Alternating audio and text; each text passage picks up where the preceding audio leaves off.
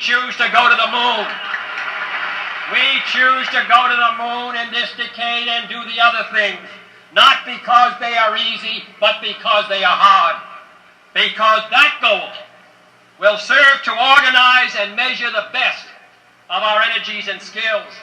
Because that challenge is one that we're willing to accept, one we are unwilling to postpone, and one we intend to win. You know, it was a very interesting and exciting time in the United States and I guess the world, because Kennedy announced that we were going to go to the moon. The Jetsons were on TV, were part of that on TV. The little cars you would zip around on, Right. and the bubble tops on the cars. So your car is one of those. I was in Salinas area and was close with Bill from 1962 to 1966.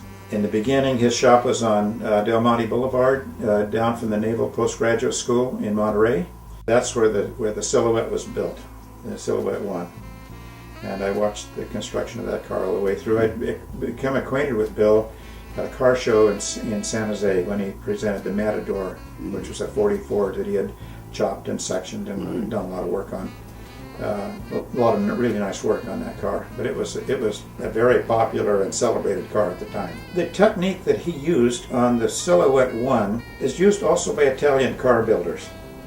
And Bill told me that he got the idea to build a Silhouette I from the way a car, looked at the construction method on a car that had been brought into his shop for repair, which had a structure underneath the skin that was tubing and all shaped. It gave the primary shape of the car, and then the skin was attached to that structure, so that in combination with the skin and the tubing, you had a very rigid and capable body design.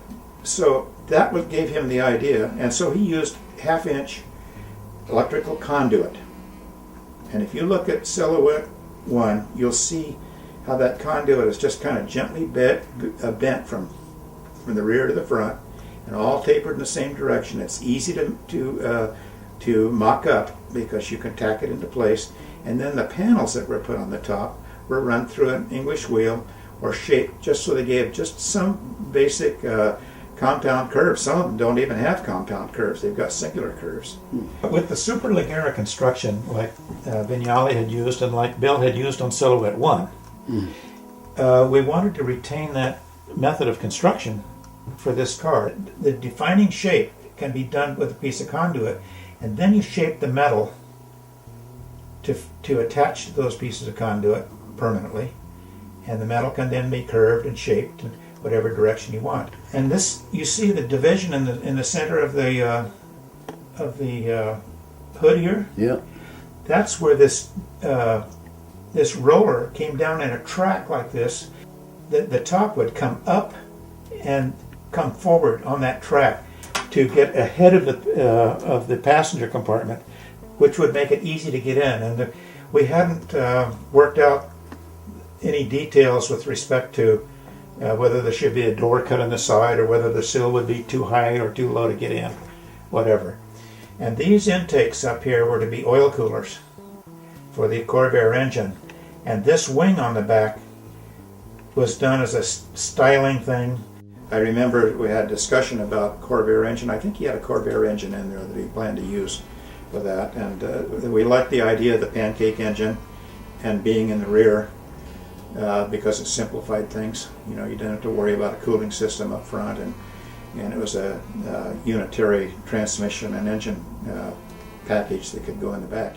To me, your car really captures a very narrow point in America. You know, there was so much enthusiasm. The space race was on. Going to the moon was the deal, and people imagined that we would have these hovering personal transportation vehicles. It was a thrilling kind of thing, and we wanted to capture that in that car and have it really not look so much like a car, but look like one of these jet cars. And that's, you notice the wheels are not, there's room made for them, but they're not a prominent part of the design when you look at it from the top. Some Bonneville streamliners were done in that at that time.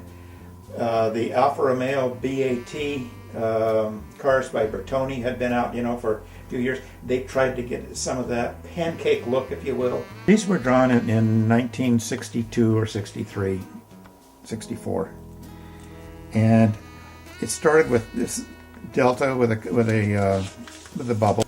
And as we talked about it more, the idea of using a Corvair engine, you see, came into play, because then we could have a chassis that was low, and the engine could be mounted at a very, very low position within the chassis, which didn't interfere with developing this pointed nose on the front like we wanted, showing how the bubble top might be done with the wing and the intake for the engine above.